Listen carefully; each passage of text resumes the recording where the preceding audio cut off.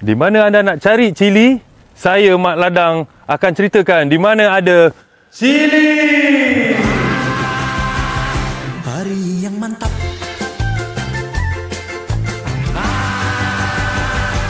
Aduh sedap. Kamu di Kemang, aku juga. Dekat kawasan luas dia ada 10 hektar.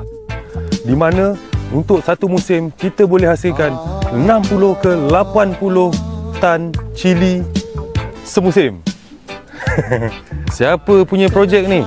Pertubuhan Peladang Kawasan Kuala Langat.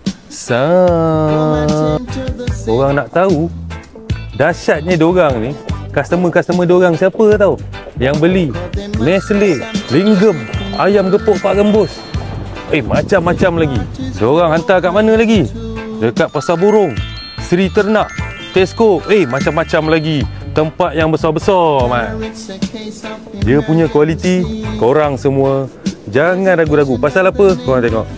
Ini yang korang tengok hijau-hijau ni, pasal dia belum merah lagi. Kejap lagi kan dia merah dalam masa beberapa hari. Diorang akan buat grading lagi. Yang mana besar diorang asingkan, yang kecil diorang asingkan, yang mana boleh dikomersialkan diorang asingkan. Ini cili dia. Untuk menjamin keselamatan dan kesihatan, di sini mereka mengamalkan dan menetapkan standard SOP pengawalan racun. Korang tak perlu risau lah. Korang boleh kontak Pertubuhan Peladang Kawasan Kuala Langat. Kontak Ahmad, dia bos dekat situ. Kawan saya, kita ada kabel. Berjumpa lagi dengan saya Mat Ladang dalam konten-konten yang lain pula. Hari yang mantap.